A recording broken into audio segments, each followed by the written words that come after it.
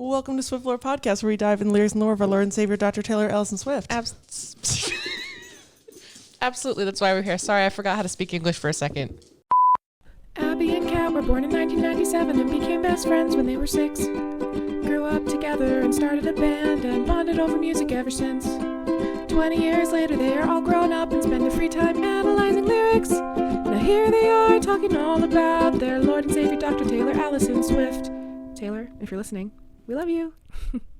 We're at a cabin right now. We're on our little writer's retreat. It's been super cute so far. We're staring out at the water. Oh my God, it's gorgeous. We got this place. Spear is out of her crate. Spear, come here. So Spear's, we're going to see how this works. We didn't bring her crate, so it is what it is. I'm going to take off her collar so she doesn't jingle. There you go. But she does click, click, click. So this week, since we're at a little cottage moment on the water, we're going to do two very, escapism cottage songs. Yeah, so I'll be covering I Hate It Here. And I'll be covering the lakes. It's funny because I don't hate it here. I actually quite like it here. Same. This is our last episode of 2024. Wow. After this, it's 2025. Yeah, we made our little vision boards last night. We did. They're so cute. So we've got all of our goals for the year coming up. Then we did some writing. Kat's vlogging about it. I am. If you follow my author account, there'll be a little vlog of the weekend. We saw a bunch of horses this morning. We went to go get groceries at a store that only accepts cash and checks. I happened to have my checkbook. It was pretty iconic. It was very iconic because I personally have never had a checkbook. And I just felt like such a grown-up, you know? And all I have is $6 in cash and we needed snackies. You're grown up now. You bought your grocery at the grocery store. After this, we plan on going wine tasting across the street, which is exciting. Nice. And then we're going to do our live stream. So by the time this comes out, the live stream will have already happened, but we're excited for that too. Yes. We're doing all of our, the song sorter quiz, which has been updated with Tortured Poets. Beautiful. We haven't done it since last year, so it'll be really fun.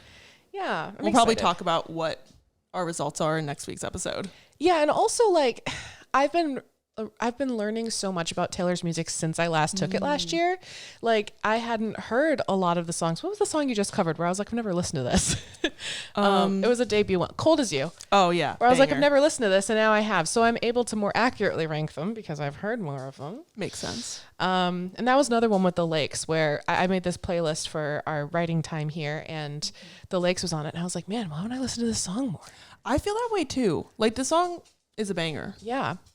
But that's basically the purpose of this little writer's retreat is we're both working on our projects. So I'm writing an original novel about a girl with OCD and generational trauma. And I'm also writing an original novel about a musician that got kicked out of her successful band and is trying to go solo, not being super successful because her label's not really letting her. So she makes a deal with the devil, who is her producer, to be successful, and then also they're gay and they fall in love. Spoiler. But I'm also really excited for that because I'm writing all of her actual album from songs that I've written. I'm reworking some of the lyrics to make them more fitting for her situation, and I've written a couple with this story in mind. So it's really exciting because music is so fun to make. Yeah, I really like doing mine too because she goes to a therapist over the course of the book, and so it's really cool to write those therapy sessions as a counselor, being able to sort of be in the mindset of both people at the same time. Very interesting. So I'm really enjoying writing it. I'm enjoying being here. We're out here. We are out here. And Spear is loving it. She cuddled Abby all night, left me to be freezing. It was so cold last night. We've learned our lesson that if we come here again in the winter, we will bring more blankets. And on that note, shall we? I think we shall. Okay, who wants to start? I can start. Okay. The lakes. Take me to the lakes. Take me to the lakes, where all the lakes, lake. A lake. And lake.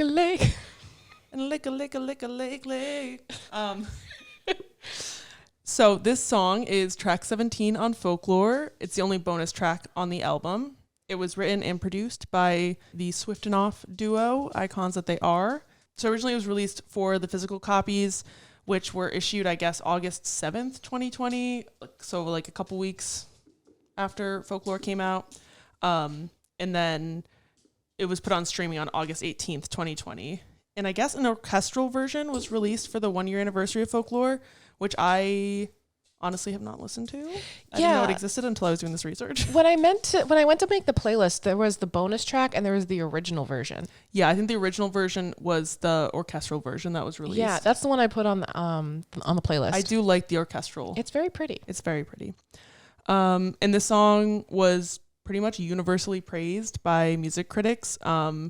Everybody thought that it was just gorgeous instrumentation, very poetic. If you hear clunking, it's Spear with her toy. Oh, she said linen. That's good. Yeah, everybody loved it. Thought it was very poetic. They loved the vibes. The musical elements of it were very well received. Wikipedia was just like, this was universally loved by everyone because it's a banger. In terms of performances, this was part of the Long Pond Studio Sessions, the final song that they played there, as it is the final track on the album. The final song they played there, as it is the last song on the album. And it has been a surprise song twice on the Eras Tour. The first time on June 2nd, 2023 in Chicago on piano.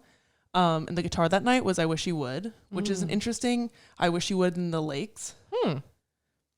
Because I feel like she would try to do thematic things, but maybe it's just like a dream maybe kind of thing. Because I Wish You Would, she's kind of dreaming about what will happen. Mm-hmm. I wish you would do this. And the Lakes is I wish we could just run away to the lakes where all the poets go to die. And this was also a surprise song in Cardiff on June 18th, 2024 with I Hate It Here. And that was on piano. And the guitar was I Forgot That You Existed and This Is Why We Can't Have Nice Things, which is just a very interesting vibe shift. It is. She's let's bring it up and let's bring it down. Also, we didn't choose those two songs because they were mashed up together on purpose, did we? I don't think we did. I don't think consciously, because we were floating around some other songs. Yeah.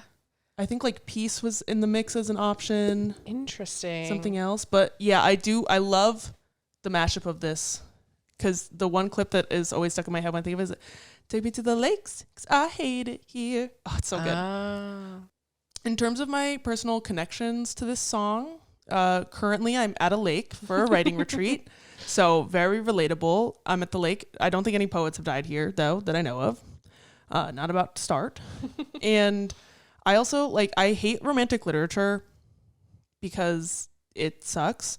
But I love this song. I love references to romantic literature. I like discussing romantic literature, but I hate reading it. I took a romantic literature class when I was in grad school, and it was women in romantic literature, which, basically for romantic literature, there's 6 big authors and they're all men. And so we read Mary Shelley, for example, is romantic. So Frankenstein, as we know, I've talked about how much I don't like reading that book. But so for the class, basically what I did is I checked out a bunch of anthologies of romantic literature from different decades from my school's library and looked at how many women were in each of them and did research about statistically how many pages are by women, how many things that they include, blah blah blah, so that I didn't have to read more romantic literature and write about it. And then I accidentally stole all of the books and I still have them because it was the 2020 truth comes out. Oh, actually no, I took this class in spring 2019. All right, so but no excuse then. I graduated and they didn't notice it, and then I graduated again and they didn't notice it, which if you don't return library books, you're not supposed to be able to graduate. All this to say, sorry, New Paltz, I might bring them back someday, but right now they're in my parents' basement. And that's all of my front matter. I don't have a ton about this because I'm going to talk a lot about the context of the lakes and romantic literature in the song. So overall, the song is just about running away from your problems and being melodramatic, like the poets of old. Very much a vibe. Is it romantic how all my elegies eulogize me? So an elegy is a poem about somebody who has died, and then a eulogy is a speech or other type of writing about someone who has died, usually spoken at their funeral. So you write elegies for other people, and you write eulogies for other people, but you usually don't write them about yourself because you would have to be dead to have something written, one of these forms written about you. She's saying that it's interesting because the way that she writes about either people dying or the deaths of relationships in these elegies, which, you know, in a way you could probably argue that a lot of her breakup songs are elegies because they're about like the death of a relationship, of who she thought a person was, that sort of thing. And like how that kind of kills her a little bit too when things end. And it's like she's writing her own eulogy 'cause she's giving material for her eulogy by writing these elegies. And I'm certain that someday when she dies, people will take quotes of hers and put them into her eulogies. Yeah.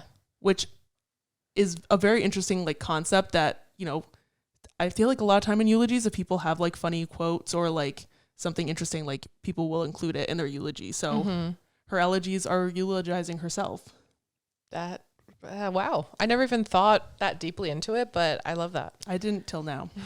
And also another thing about romantic literature is that it isn't like romantic in the way we think of it now, like romance, love, relationship thing. Romanticism as a literature art movement, which was like 1800 to 1850, so also another parallel to I Hate It Here, was about like romanticizing nature, very much about like connecting to nature, like leaving the cities, going to like the lakes or wherever and reconnecting with nature, and also about having like very individual views of the world. Like critics at the time were just like, oh my God, they love whining and bitching and moaning about their lives. So in some ways, Taylor Swift kind of parallels romantic ideals by having a unique point of view and like expressing it. And to her, like, it's romantic how all of her elegies eulogize herself, because she's, the way that she talks about the world speaks to how she views it and therefore how people view her. I'm not cut out for all these cynical clones. Again, Romanticism is about individual perspective and introspection, and she's made for that era of the world. You know, I'd pick the 1830s, except with all the racists and getting married off to the highest bid. She's like made for that era, but not today's world, where there's this emphasis on conformity and everybody being the same and having like a cynicism built in about that. And like romantic era, it was about romanticizing the world, not just romance. These hunters with cell phones. I think it's interesting how the sense of individualism, I wish I could talk. We've been writing too much. Not talky. No talk. I think it's interesting how the sense of individualism for this generation contradicts with Romanticism, because instead of having individual distinct perspectives, we're obsessed with our experience as it kind of like clones or like parallels other people's. Like we want to have our experience of something that everybody else has already done. Like we don't want to do something new a lot of times. You want to do the same thing that other people have done so that you can have a personal experience of it. Oh, interesting. I was taking it more in a paparazzi direction. I also think that too, but I think it's kind of like both ways of like everybody is a hunter with a cell phone. They're all obsessed with like also documenting, I say as I'm vlogging this weekend, like people want to document their perspective of things, even if it's really not that unique or interesting. And also people are obsessed with their phones and with sharing everything that they see, especially Taylor.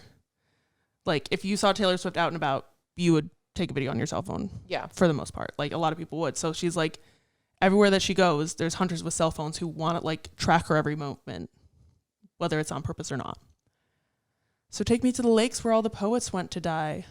The Lakes District in England is famous for having the lake poets, which were mainly William Wordsworth, Samuel Taylor Coleridge, and Robert Southey. And if I said those names wrong, I don't care. I don't like romantic literature. Their poetry was really popular at the time. They didn't name themselves the Lake Poets. It was like given to them to make fun of them for being whiny and like annoying. Because again, that's kind of like what the criticisms of romantic literature were. But then they kind of like reclaimed it and continued to exist in the Lakes District, and you know, became part of like canon literature for the future. And there's also an interesting contradiction with the lake poets, where they went to the lakes to escape and to be like somewhere where there weren't a lot of people and to like connect with nature. But then by writing all this beautiful poetry about it, it made people visit the Lakes District more and then destroy it in a lot of ways, which I guess Wordsworth talked about.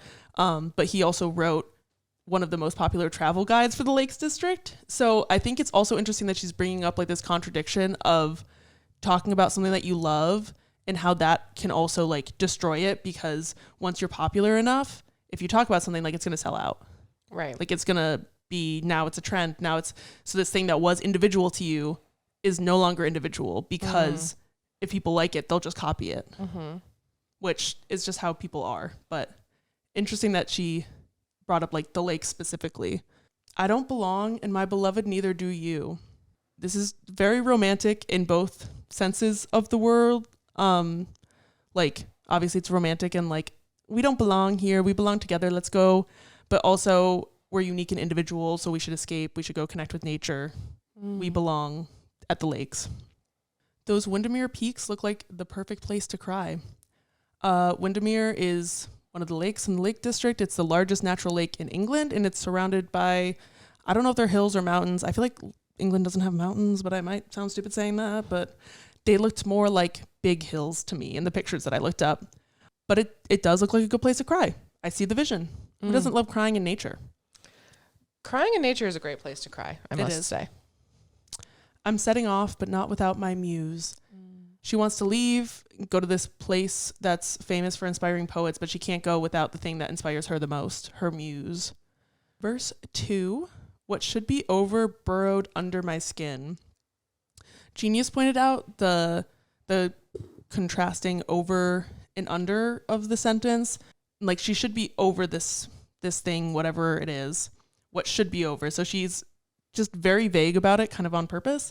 Burrowed under my skin. It's like you can't get under something you can't get over something that's a part of you. You just kind of like learn to live with it. So what should be over burrowed under my skin in heart-stopping waves of hurt.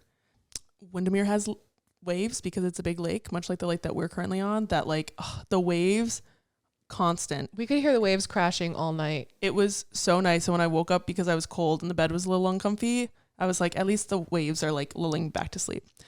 And they're not waves of hurt, so we love that. We do love that. I've come too far to watch some name-dropping sleaze tell me what are my words worth. Wordsworth obviously is a pun on the famous poet Wordsworth, who was famous for being in the lakes and being romantic. So that's funny that like it works like the actual meaning, but then also it's a pun. And that's why I love Taylor Swift. I also love that the poet's name is Wordsworth. I know. It's like if your last name was like Teethwork and then you were a dentist. I don't know. I think that's a perfect example. I think that if your last name is Teethwork, you kind of have to become a dentist. Right? Like there's no other option. Thank you. And again, like she's come too far to watch some name dropping sleaze tell me what are my words worth. Like she's done too much work on herself and her career to let other people define what she thinks of herself and her art. Like she knows what her words are worth. And it doesn't matter if other people see it because she knows. Yeah. And then the chorus happens again. It's the same. And onto the bridge. I want auroras and sad prose. Apparently you can see the aurora borealis, aka the northern lights, from Windermere at certain times of the year, namely winter. So she wants to be there at the time when it's probably the least scenic. I mean, obviously we think that lakes in the winter are nice, as we are at a lake in the winter, but she wants to be there like year round. She wants to see the aurora borealis. She wants the sad prose, which prose is just like non-poetic structured writing. So like a novel is prose, and she wants sad prose. Like she wants these sad stories. She's going to this place that's famous for poetry, but she doesn't want to read poetry. She wants to read prose. There is prose poetry, which we don't have to get into that, but nuance. I want to watch wisteria grow right over my bare feet because I haven't moved in years. I always associate wisteria with Bridgerton in my head because wisteria is like that gorgeous purple hanging flower that's in a lot of the set decorations for Bridgerton, especially for like the balls and stuff. It's gorgeous. It's a very beautiful flower. And this idea that she's just going to stand still and kind of let the world keep moving around her and just watch is also very like romantic era coded of just like taking things in without making changes to the natural world. It's also giving right where you left me. Yeah. Like the fact that like help I'm still at the restaurant and how she's stuck there. But in this side of things, she's like, take me to the lakes so that I can be stuck there instead. I can at least be crying in nature. Yeah. And she's like, she wants to be there, stuck, thriving. But also, is she thriving with wisteria growing over her? I don't know. It reminds me of, okay, so there's this movie with Natalie Portman in it, and I know that someone listening is like screaming right now. What is it called? Can you give any description? There's a scary bear. It's sci-fi, and this one girl just turns into flowers. Jeez Louise. Why can't I think of the name of this? It's like one word, and it's like a whoever's screaming right now, I apologize. I'm going to give it a goog. If you literally look up like Natalie Portman scary bear movie, you'll find it. Annihilation? That's the one. Oh, I've read that book. I haven't seen the movie. There's this scene that like sticks with me of this woman that like walks into the weeds and turns into flowers. Oh, that makes sense because Annihilation is set in like a post-nuclear apocalypse, not apocalypse kind of thing, but like basically large parts of the earth are uninhabitable, and so these people go on expeditions to go kind of like find out what's there, and there's like alien stuff going on. There's this thing but called like the shimmer. Nature, yeah, and it's like nature is like taking you back. Yeah. I don't want to say too much more because it like will spoil things, and it is a really good movie, but it's also like very freaky. Just letting you know, it's very freaky. I had to read that book for when I took lit theory. We read that book to like apply theories to it. It's interesting. So another thing about this line, like I want to watch wisteria grow over my bare feet because I haven't moved in years, is like she wants to not only watch nature but become part of it. Mm-hmm. So very much like the Annihilation. And I want you right here. And you would be there too. In my heart, there's a wisteria farm. Exactly. But like this idea that she wants to stand still and just like watch the world around her, and she wants to have her love there with her. It's very cute. Yeah. A red rose grew up out of ice frozen ground. Obviously, when the ground is frozen, nothing generally grows out of it. Like that's, the winter is the time when everything dies. Sorry, the ducks are playing. They're so I know. cute. I'm really distracted by the ducks. Ducks distracted. But despite the terrible, inhospitable conditions that these roses are in, they still grew and were beautiful. It's giving Beauty and the Beast. Yeah, it is. With no one around to tweet it. There's something about like the fact that she's telling us about this. It isn't tweeting about it, but it's like a delayed gratification thing where we've gotten really used to like this. Like a red rose grew out of frozen ground. I'm going to take a picture. I'm going to tweet it. And it's like that instant gratification of like, I saw this gorgeous thing. I'm going to share it and I'm going to get like other people's thoughts on it. And here it's like this rose grew up out of the ground. She didn't take a picture of it. She just observed it and then used it as inspiration for a metaphor for her art. And that's very romantic. It is. I have a lot of thoughts about this because, well, it's this like wonder of the world that only she is experiencing. Well, perhaps her partners with their, her part. What? I know what you mean. Her partner might also be there. Right. And you would be there too. So she's witnessing this like beautiful thing happening and it's just hers. It's like just in that moment. It's special. And then at the same time, I think it's interesting that she said tweet it specifically because she could say like no one's around to post it or share it. There's like a lot of things she could have said, but she used tweet. I'm wondering if it has to do with like the fact that Twitter used to be a bird, right? And like nature is also. I wonder if also part of it is like on Twitter, there's like a character limit, and there used to be a more strict character limit, but they kind of expanded it a little bit, but it's still pretty short. So you can't, like, if you were to tweet this, I mean, I wonder how many characters are in the line, like, a red rose grew up out of ice frozen ground. I wonder if that's too long for a tweet. It probably isn't, but like at some point it might have been. But it's also that idea that like, if you're working to post on Twitter, you have to work within those conventions of like how long it can be, like what you're posting. You have to use hashtags. You have to account for like, if you use a picture, then you have less characters to like write about. So it's like the limitations of being able to share something instantly means that you have to cut things out of it. Mm-hmm. And so instead of that, she's able to wait and reflect on it and like put it into a song in a place that it makes sense. Mm-hmm. And it's still something that she got to like see and process and think about before she shared it. Whereas now I feel like a lot of times you post something and then it's happening and you aren't like really reflecting on it, and you might reflect on it later, but also you might just tweet it and then forget that you tweeted it. Right. Well, I bathe in cliffside pools. Just, that sounds like a vibe. It does. With my calamitous love and insurmountable grief.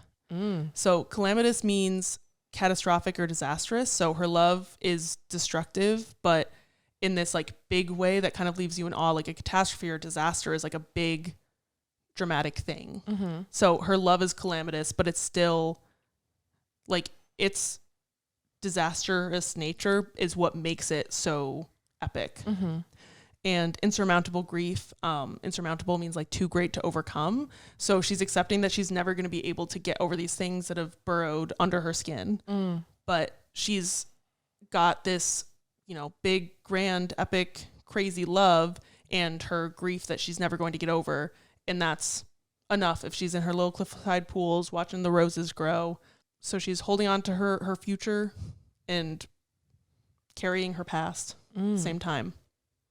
And then the final chorus happens, and there's like one little outro line that's after the like, I'm setting off, but not without my muse. No, not without you. So this song is also like a directly spoken to the you of the song, and like saying that none of this whole dream purely is reliant on her muse, her love going with her. So it wouldn't be this perfect escape if she wasn't with the person that she loved. And that is the lakes. Wow. So my discussion question is, what is your favorite place to cry? Am I allowed? So I have kept up with my cry log of 2024, and I always note down like the date, time, reason, location, and ASL for real. And by far the most common place I cry is my car. My car is my favorite place to cry. I don't think it's where I cry the most, but crying in the car hits different. Yeah. So that, I think, yeah. I second that. That's what I was going to say too. I hate it here. But not here. It sounds so silly to say that, like in such a joyous voice. It does. I love it. Also, Spear has settled down as being such a good baby. I mean, she's just a cutie. All right. I Hate It Here is the 23rd track of the Tortured Poets Department. That's my favorite number. It's Kat's favorite number. It's a Dessner track, obviously. You can tell. You can tell. You can tell. Their styles are Dessner and Jack Antonoff's styles are so distinctly different. And I feel like the first half of TTPD is very Jack heavy, and then second half Dessner heavy. And I think that's why like some people resonate more with one half over the other. Yeah. It was performed once as a surprise song, and that was mashed up with The Lakes in Cardiff, Wales on June 18th, 2024, as previously mentioned. Apparently, if you're on Apple Music's Dolby Atmos, the phrase, "If I'd been there, I'd hate it," can be heard as "No Midnights in Paris." Interesting. I did actually see that somehow when this album came out. So there's one lyric that's changed. Yeah. And I think it's interesting that like "No Midnights in Paris," because she has a whole song on midnights called Paris. And the idea of midnight to her is very often like the sleepless nights where you're haunted by the ghosts of your past. And so if that's not happening in Paris, but also she replaced "If I'd been there, I'd hate it." So maybe she just thinks there'd be no midnights in Paris. I don't know. It's that like escapism of like, if I was in Paris, I wouldn't be miserable and awake at midnight. That's true. But if she'd been there, she'd probably feel the exact same way. Yeah. Because that's how that works. Because escapism, does it work? Temporarily, but not long term. But not long term. Yeah. So this song heavily references The Secret Garden. So I did my research and I read the whole Wikipedia about The Secret Garden. I didn't have time to read the book, guys. Sorry. I feel like I read it when I was a kid, but I haven't read it since. Very popular children's book. It came out in 1911. It was first published. Are you going to talk about the Eras Tour stage connection? Yes. Okay. So first bullet, Kat showed me a TikTok once. This is the stage connection. So basically the Secret Garden key is in the shape of the Eras Tour stage. Which is crazy. Like in the movie The Secret Garden, I think. Yeah. Like the shape of the key is literally the Eras Tour stage. Coincidence? I don't know. I don't. It's a really weird shape to have that be a coincidence. Yeah. For like a key. But it's also possible we got lied to on TikTok. Like maybe that isn't the Secret Garden key. I'm going to Google it. Okay. We may have been lied to. Oh, wait, no. Inside the key. Look it's the Eras Tour stage. Oh, it's okay. It's the inside of the key. Yeah, like the two halves of like, let's the key, you know, it has like the things that come down. I don't know what they're called, but in between the two is the shape of the Eras Tour stage. Like, that's crazy. That is wild. Actually, that's so wild. I can't believe that she Easter egged a song she hadn't written yet. That's really wild. I mean, it makes sense though if she loves Secret Gardens. That's true. The but book to reference it in that way. Yeah, I don't know. Like Mastermind. There's no way it's a coincidence. It's way too it is distinct. crazy to be a coincidence. So The Secret Garden is a story about this girl. She has a really bad home life. I won't get into the details, but it was sad. Reading the synopsis, I was like, oh my, that's a tough time. And she finds something to hope for when her caretaker mentions the secret garden, which is locked with the key buried. And then so the main character's life revolves around like finding meaning by searching for this key and building connections with other people and then, you know, working on this garden. And at the end, the garden is blooming and everyone's happy and it restores home and happiness and everything. Yeah. Very uplifting ending, very emotional. So I'm going to get this out of the way now. This song has a controversial lyric, and I want to leave space for that because we cannot be a podcast that talks about how all interpretations are correct and then deny someone's interpretation that this has a problematic line, you know? Like, a lot of people don't like this song because of the line, the 1830s without all the racists. And there's a lot of articles written online about this subject. I don't feel necessarily equipped to speak on it, but I did find an article about it, so I'll say a quote from that. It's this writer, Ala Ojewumi. I don't know if I'm saying that right. I apologize.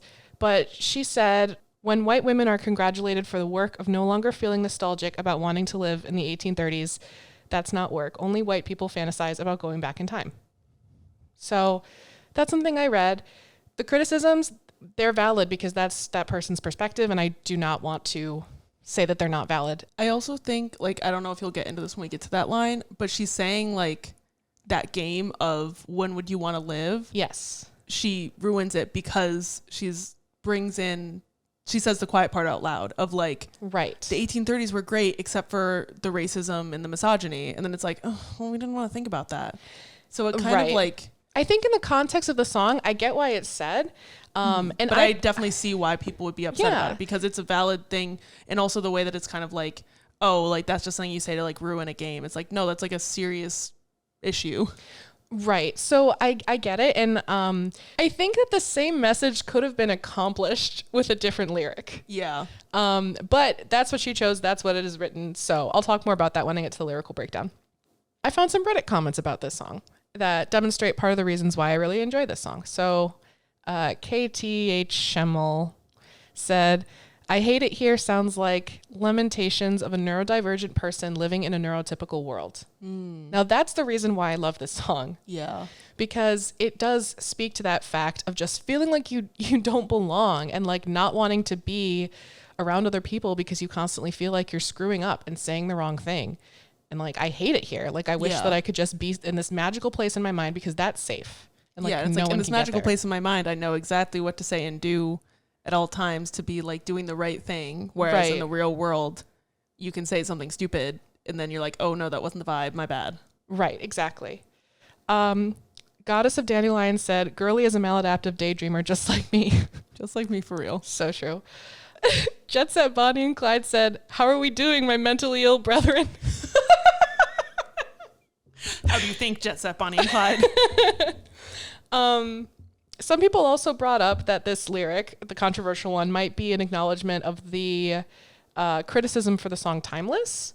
I don't actually know the song Timeless well enough to speak to that, but it's basically like a song saying like, you and I are timeless. Like whenever we met, we would have like ended up together or like at least been in love. Gotcha. And it was very like romanticized. Like, gotcha. Yeah. Okay. So personal connections. This one was a sleeper for me. Like it started off pretty low on my ranking. I think at about 26 and it has since gone up to like 15. So middle of the album. Cause there's so many bangers on the Torture Poets department. But I really enjoyed this song. I enjoy it even more now that I've like researched it and thought about it more, and it does hurt and it does hit all of those things. So now we get into the lyrics. Okay. So she starts off with quick, tell me something awful. And I love that as an opening line because it can mean so many things, especially leading into her example of what something awful might be. But basically, quick, tell me something awful. I think that she's trying to just get her own problems out of her head. She's like, tell me something awful so that I feel less bad about the stupid thing I just said or the problems that I'm currently having. Like, please tell me something awful. And it's like this there's an urgency to the line as well. Like you are a poet trapped inside the body of a finance guy. Oh my God, it's so fucking funny. So that's a very interesting line. And I think the first time I heard the song, the first several times I listened to the song, the way I interpreted that was like, tell me something awful, such as, and then she lists something that like some guy would think is super deep, like I'm a poet trapped in the body of a finance guy. And she's like, oh God. Like that's tell me something that's like going to ruin this for me because I know something's going to ruin it. So just speed it up. Interesting. Yeah. So that's kind of how I took it at first. And then I thought about it some more, especially because this line is repeated at the very end of the song. And so it makes me think that like she's seeking connection because she might also kind of feel that way.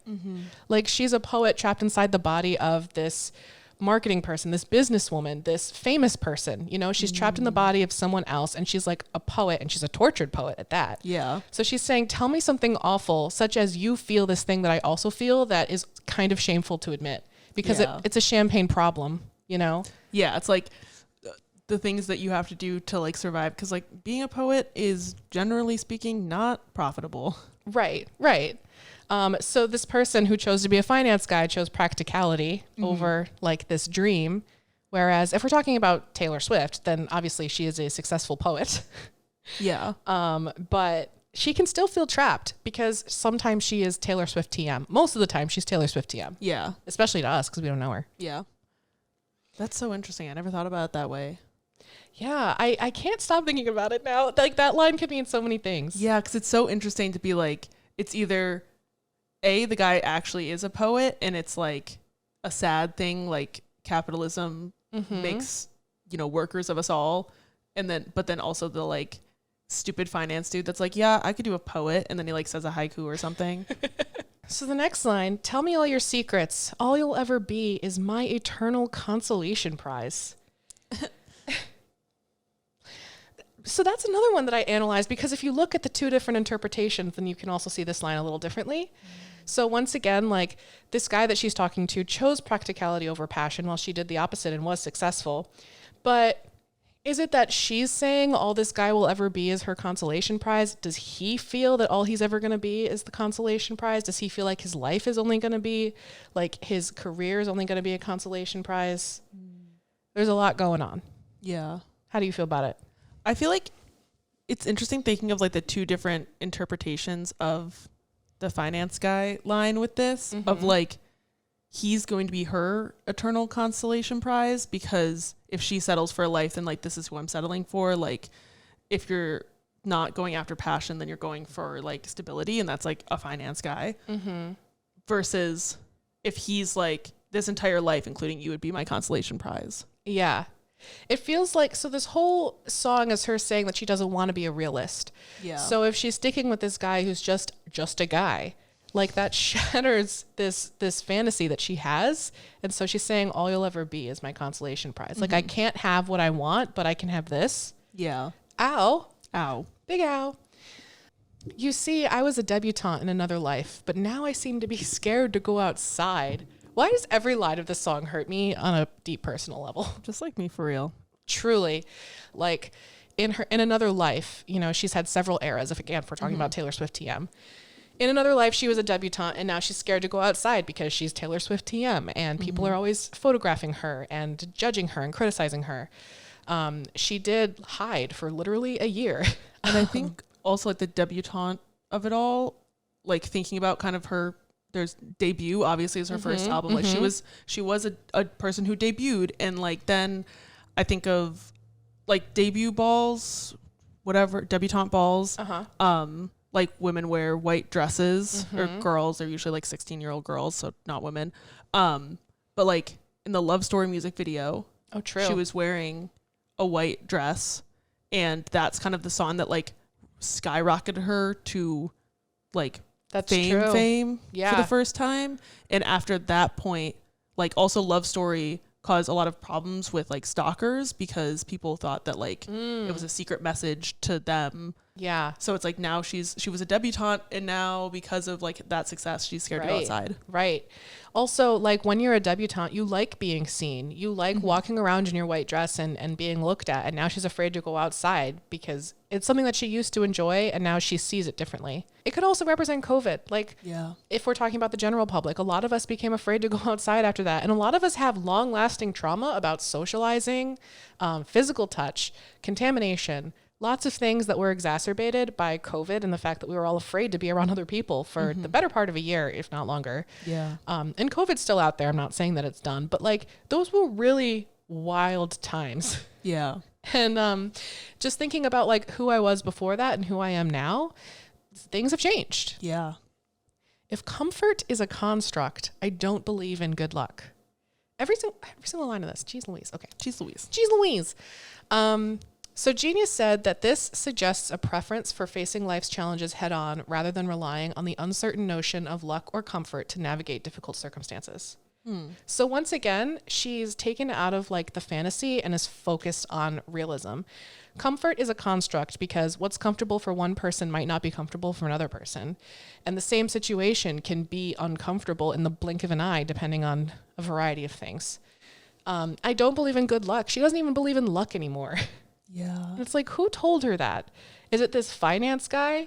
Well, it's like that thing of like comfort is a construct. Like she's choosing the finance guy with the soul of a poet because she wants comfort. Right. She wants to live like living a comfortable life usually means like you have enough like money and like savings and stuff to like get by and like you're comfortable. Like that's the thing that wealthy people will say like, oh, I'm not well, like my family's comfortable. That's true. And like comfort is a construct. Like it doesn't really matter how much money you have if you're like unhappy. Even if you're lucky in some aspects, you could still be uncomfortable and miserable in others. And it's like comfort is a construct because it can also be deconstructed very easily.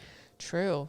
I also just thought of because when she says I don't believe in good luck, I'm like, that can't possibly be something that she's believed all this time. And then I think of The Lucky One off Red, where the idea of being the lucky one in itself, like her life is really hard despite being lucky, despite being quote unquote comfortable. Yeah. So it's like good luck always comes with a cost. Right. Now that I know what's what, like, I feel like her saying now that I know what's what is her just accepting reality and being like, now I know what life is. Yeah. Blah. Which like I can imagine after like going through a breakup for a long-term relationship and then a situationship and you kind of have this like cynicism. Yeah, you lose all hope. This is a very like she's depressed. Girlie's depressed. These cynical clones. She's become a cynical clone. Yeah. But she's aware of the fact that she's becoming one and she hates it. So we get into the chorus where this is where the maladaptive daydreaming really starts. She listed off all these things of like what her reality is right now. And the chorus is she says, I hate it here, so I will go to secret gardens in my mind. People need a key to get to. The only one is mine. So that's the reference to the secret garden, as I mentioned before. But she's saying here, there's an emphasis on the word mine. Like, what does she have that's fully hers? The greatest luxury is your secrets from Dear Reader. So the only person who has the key to her head, to her safe space, to her fantasy is her. It is hers. And that is so true. Yeah. You know, because I think in these days, like, obviously we're not Taylor Swift, so it's not to the same extent. But if we go outside, anyone could be recording us, theoretically. Yeah. Anyone. Like, what is privacy anymore? Yeah. Especially with the internet. What is privacy? Especially with a podcast. Yeah. I just be saying shit. I think of that often because I'm actually a very private person. If you can't tell by the fact that, like, I don't tell too many personal stories. But still. I just be yapping. Well, that's what people are here for, the yap. I read about it in a book when I was a precocious child. So that word precocious was used twice on the Torture Poets Department. The first time was on But Daddy, I Love Him. With growing up precocious sometimes means not growing up at all. So that term precocious means being mature for your age. There's a pipeline that we've talked about a few times of like gifted child to anxious adult pipeline. But just in general, like being mature for your age when you're young is often like applauded and celebrated. It's not a good thing. No. Because then you never get to be a kid. And you're supposed to be a kid. Yeah.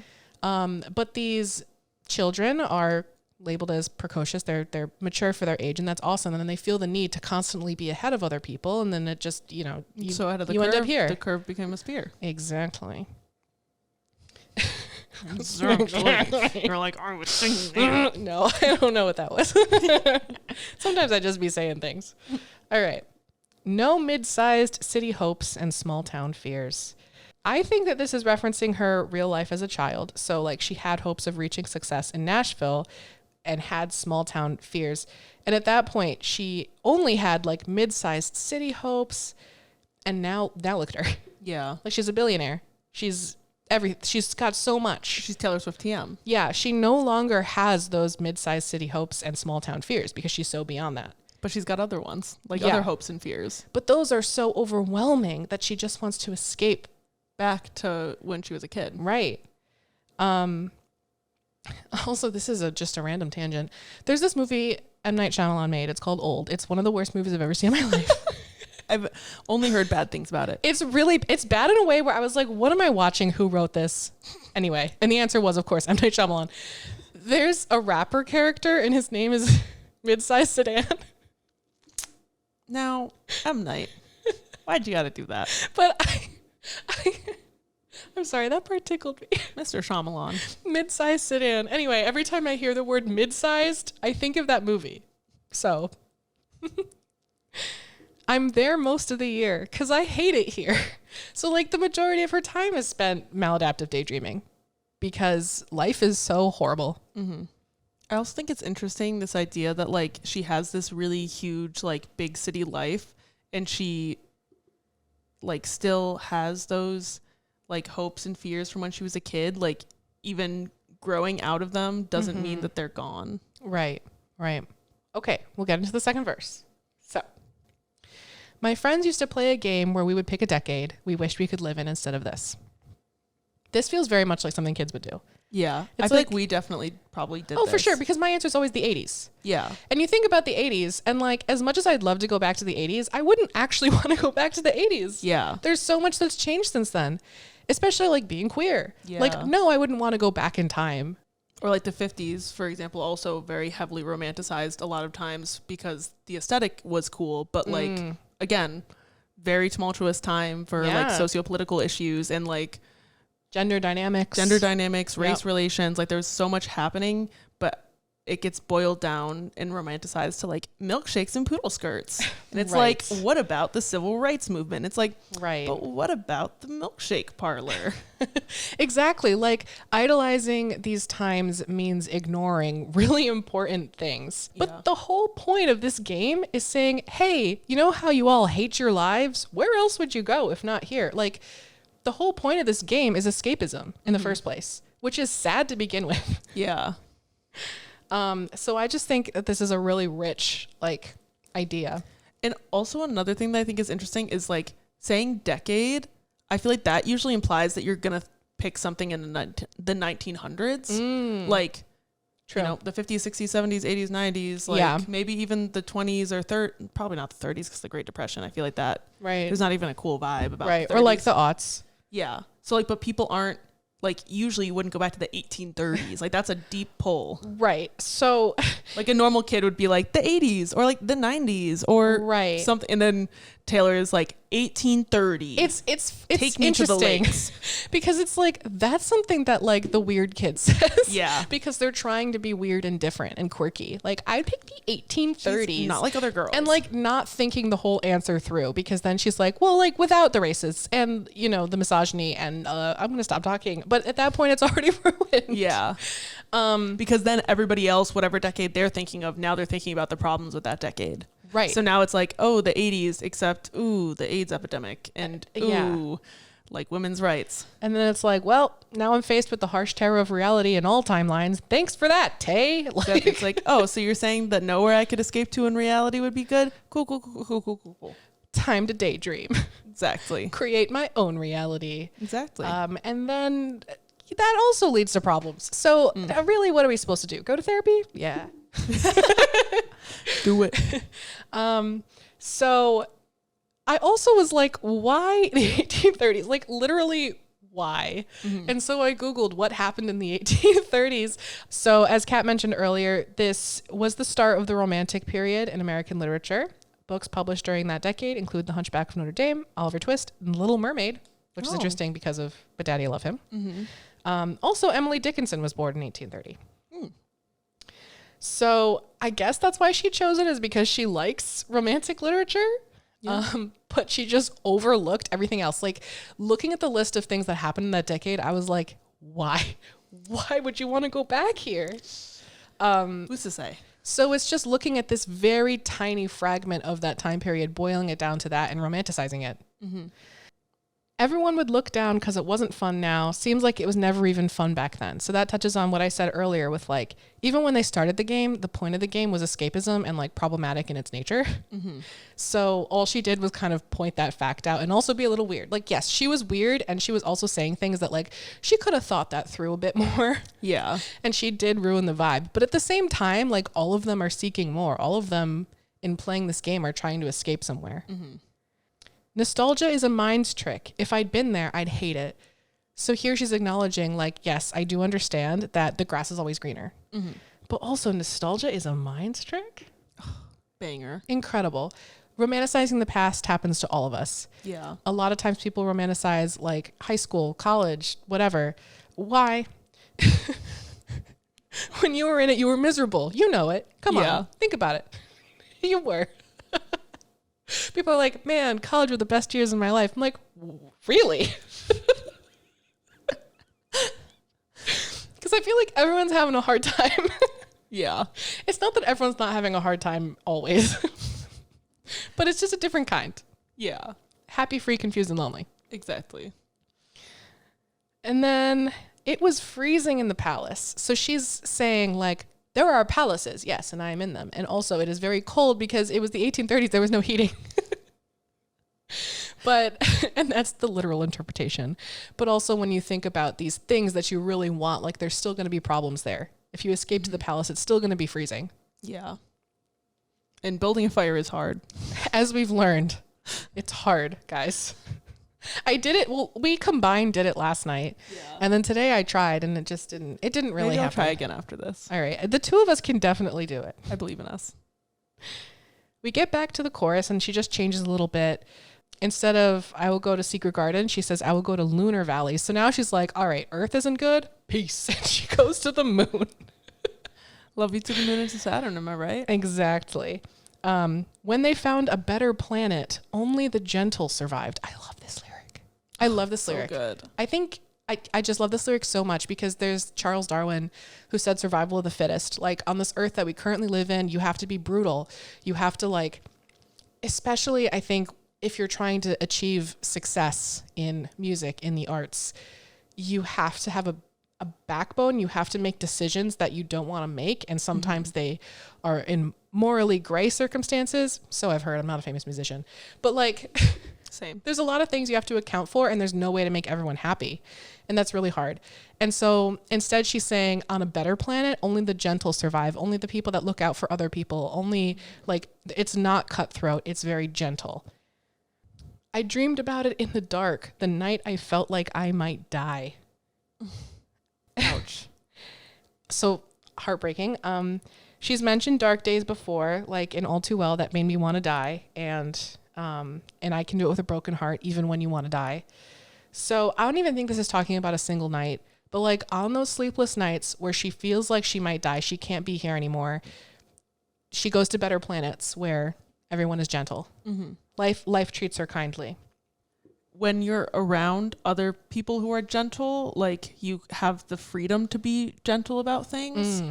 But so she goes to a place where everybody is gentle, and she has, like, that safety to also be gentle and not get, like, mocked and ridiculed for it. Right. Yeah. I'm lonely, but I'm good. I'm bitter, but I swear I'm fine. Oof. So I'm lonely, but I'm good means that isolation is better for her mental health because she can't embarrass herself or hurt other people or be hurt by other people because she's alone. She's eliminating that possibility. She's like, I'm alone, but I'm good.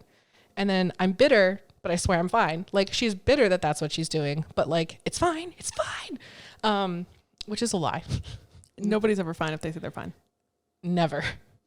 I'll save all my romanticism for my inner life, and I'll get lost on purpose. This place made me feel worthless. Ugh. And that's especially interesting now with the lakes about the worth of her words. Mm-hmm. And this place, like the thing that she has, her poetry, her music, now like that even feels worthless to her on this planet. And so she has to go to better places in her mind. Ouch. Ouch. Getting lost on purpose, though, she's just like, I can't be here anymore. I'd rather be lost than be where I am. And I think also like thinking about the hero's journey in literature and how like, you know, the all is lost is like one of the stages of the hero's journey is like after like they have their trials and it feels like all is lost and then they like rally and have the climax and like take it back. Yeah. So she's like, I'm going to go get lost because when you lose everything, like you have to figure out who you are and like rebuild it. Mm-hmm. Right. So she's purposely destroying things so that she can rebuild them into this image of her secret gardens in her mind. Maybe. Yeah. Lucid dreams like electricity. The current flies through me. So lucid dreaming is when you are like unconscious and dreaming, but able to control what you do. A lot of times people fly or like or to test it out. They're like, I'm going to fly. I've managed to do it once. And every time I'm just like, oh my gosh, I'm lucid dreaming. I'm going to fly. And then I try to fly and then I wake up.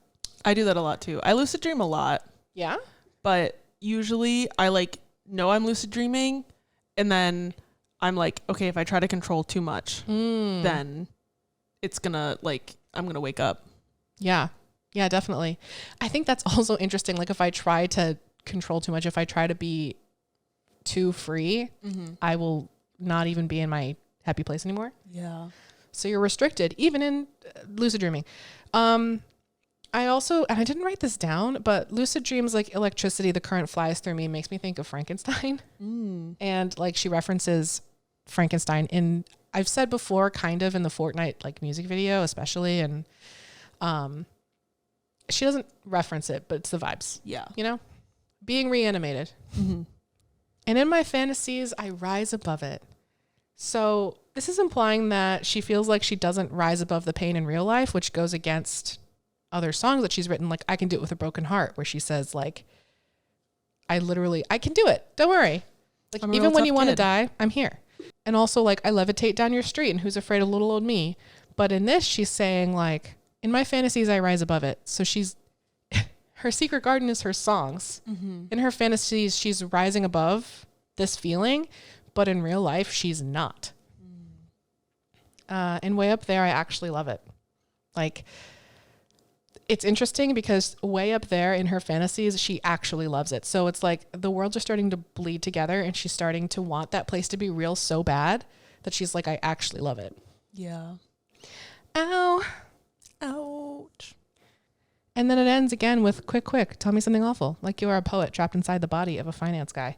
So like after all of that, now she's back on this, I'm assuming a date. Like I always imagine she's on a date. She's like, please just tell me I'm not alone. Please. I just need connection. I need something. And it's sad. Yeah. My discussion question is, what is your secret garden? I know that's kind of a intense question. You don't have to answer it out loud. I don't know. The thing is, I feel like as a writer, like writing isn't exactly maladaptive daydreaming, but I think that it can stem from it sometimes. Like there are times where like I'll put on my headphones and put on like my playlist that relates to a book that I'm working on and like go for a I have to spell the word because Spear is next to me, but like go for a WALK or a run and like just think about the book and like totally not exactly zone out. Like I'm still aware of my surroundings and stuff, but like kind of disconnect from what's going on around me and connect to like this other story that doesn't exist in this world that doesn't exist in whatever way. Yeah, I definitely think that writing can channel that. And I think Taylor is also alluding to that a little bit of her songs being the secret garden. Mine has literally always been fame, like becoming famous. That's always something that I've wanted. I don't, now as an adult, I don't actually want it. The thought terrifies me. However, now I think more about meeting famous people and like being a part of their world, but also not having to be like so involved in it that I get scrutinized on the internet. But I've thought about that a lot. And it's kind of like my double life. Like what would have happened if I'd pursued acting? Because I mean, you know, because you were my friend, but like when I was 17, I was with a modeling and talent agency, and I was going to move to Los Angeles and try to be an actor. I'm so glad I didn't do that because, well, we don't have time to unpack all of that. But I think that having to base your identity and success off of how other people like you, such as people have to do in the entertainment industry, is very damaging to mental health in general, but especially adolescent mental health. And that's a whole other thing that I could probably write a thesis on. But as I said, we don't have time to unpack all of that. Yeah. But that's my other life. And I think about it sometimes. I'm like, what would have happened?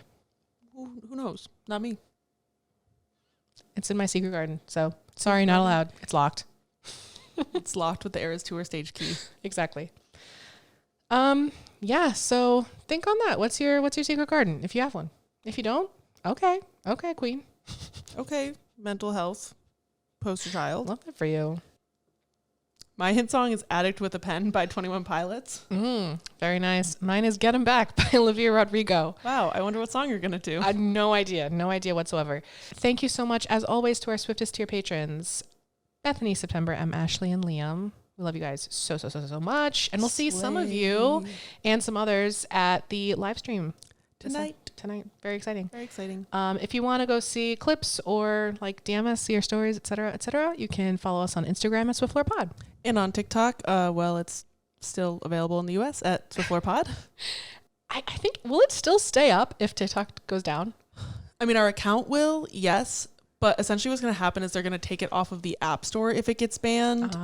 So TikTok will keep working in the US until like bugs and updates and stuff make it unusable. I just mean, like, will people be able to access our videos like forever in other countries? Yes. Oh, okay. Then that's fine. If you want to look at our archive. Yeah. We've got good stuff in there. And you can also join our Patreon, where we do have like the live streams, for example, but also Swiftlore After Dark, where we have like extra footage of things that I cut out for various reasons. Also our episode notes. Also, we like just kind of message people and put in pictures. I put in a picture of a frog that I crocheted the other day. So if you want that kind of content, that's there. And then we also have our Hot Ones episode, where if you buy it, all money we make from that will go to charity. So it goes to a cause. Anything else we want to say? I don't think so. Okay. We're going to go wine tasting and then live streaming and then writing. Heck yeah. Heck yeah. All right. Crispy high five? Crispy high five. Ooh. Crisp. Okay. Bye. Bye. Sorry, the ducks are back and they just made a little dive. Oh, there's ducks. We think they're in love because it's a boy and a girl duck. I didn't know that ducks don't. They just dive underwater. I mean, Yeah, it they makes gotta go sense. I know. I love ducks. They're very cute.